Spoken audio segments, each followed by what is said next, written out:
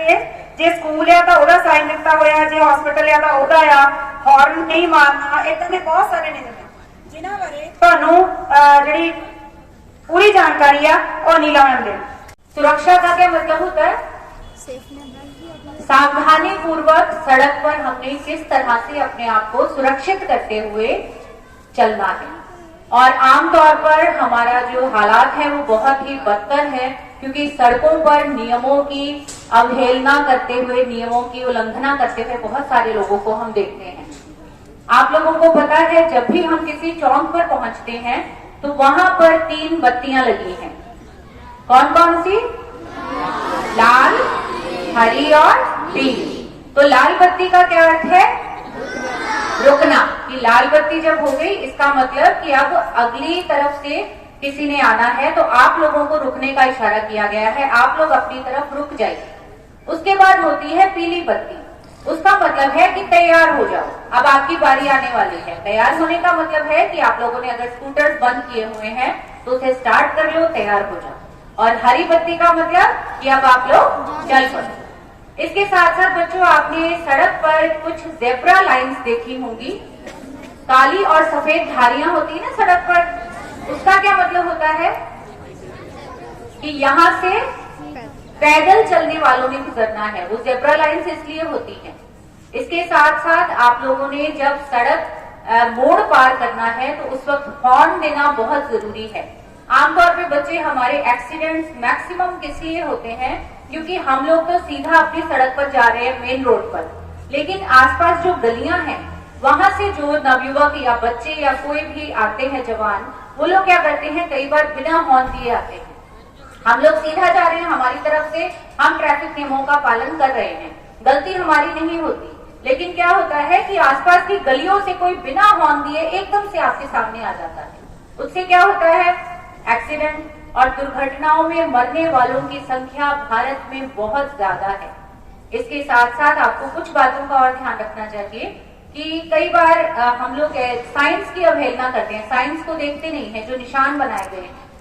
Hospital के बाहर या स्कूल के बाहर एक निशान बनाया जाता है ट्रैफिक का, बिगुल बनाकर उसको काटा गया है। उसका क्या मतलब है कि यहाँ पर बिल्कुल भी शोर नहीं करना, यहाँ पर हॉर्न नहीं बजाना, क्योंकि जो मरीज अस्पताल के अंदर हैं वो तंग होते हैं, डिस्टर्ब होते हैं, और जो बच्चे स्कूल में पढ़ रहे हैं वो तंग होते हैं। इसके साथ साथ आपको इस तरह से एक यू का निशान बना होता है। उसका क्या मतलब है कि यहाँ से आप यू टर्न ले सकते हो चौक से, लेकिन अगर यू बनाकर उसे काटा गया है, इसका मतलब यहाँ पर यू टर्न अलाउड नहीं है।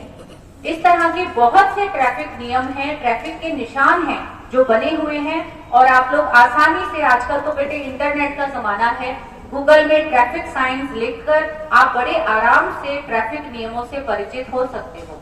और अगर आप इनसे परिचित हो जाओगे तो जिंदगी में दुर्घटना घटेगी ही नहीं। कहते हैं ना, सावधानी हटी और दुर्घटना घटी। तो जो बच्चे चलाते हैं, एक बात और बच्चे, कि हम लोग आमतौर पर कहते हैं, आप लोगों ने देखा होगा छोटे छोटे बच्चे मोटरसाइकिल स्कूटर दौड़ाए फिरते हैं, लेकिन आप लोगों को पता है कि लर्नर लाइसेंस कब बनता है? नहीं बेटे, लर्नर लाइसेंस हम लोग 16 साल के बाद बना सकते हैं। वो लर्निंग लाइसेंस होता है आपका, कि आपको अब हम सिखा रहे हैं, तो वो लर्निंग लाइसेंस 2 व्हीकल्स का यानी स्कूटर आदि का बनाया जा सकता है। उसके बाद जब आप 18 साल के हो जाते हो तब आपका बकायदा टेस्ट लेकर आपका लर्निंग लाइसेंस जो बनता है वो कार का भी बन सकता है और 4 व्हीलर्स, बाकी 4 व्हीलर्स का भी बन सकता है। लेकिन 16 से 18 साल के बीच में आपका स्कूटर का लाइसेंस, लर्निंग लाइसेंस बन सकता है। और जो बच्चे 16 साल के हो चुके हैं और व्हीकल चलाते हैं, स्कूटर वगैरह, मोटरसाइकिल वगैरह, उन्हें चाहिए कि जाकर अपना लर्निंग लाइसेंस जरूर बनवाएं। और इसके साथ साथ आगे वाले इंसान के लिए तो हेलमेट पहनना बहुत जरूरी है, लेकिन इसके साथ जो पीछे इंसान बैठा है उसके लिए भी हेलमेट पहनना उतना ही आवश्यक है। कार जब चलाते हैं तो सीट बेल्ट पहनना बहुत जरूरी है। किस लिए?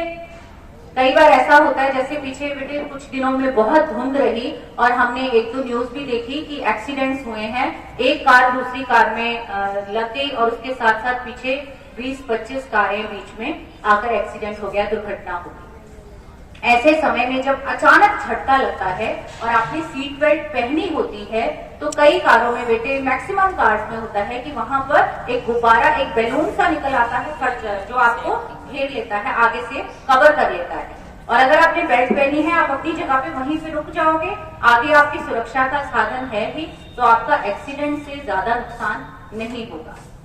तो कोशिश करो जिंदगी में जब भी सड़क पर चलो, ट्रैफिक नियमों का पालन करो, जो हमारे भारत में बहुत कम पालन किया जाता है। यदि सभी ट्रैफिक नियमों का पालन करेंगे तो अपने आप दुर्घटनाएं घटेंगी। हम लोग कहते हैं कि विदेशों में बहुत तरक्की हो गई है। आपके शायद रिश्तेदार कुछ विदेश में रहते होंगे, तो कुछ बातें हमने वहां की अच्छी भी सुनी है। वहां पर कोई भी हॉर्न नहीं बजाता, बहुत कम, क्योंकि वहां सब लोग एक दूसरे के पीछे चलते हैं, कोई ओवरटेक करने की कोशिश नहीं करता। हमारे एक्सीडेंट्स होते ही इसलिए हैं कि हमें दूसरों से आगे निकलना है। तो जिंदगी में आगे निकलो, लेकिन दुर्घटनाओं में आगे मत निकलो। थैंक यू बेटा।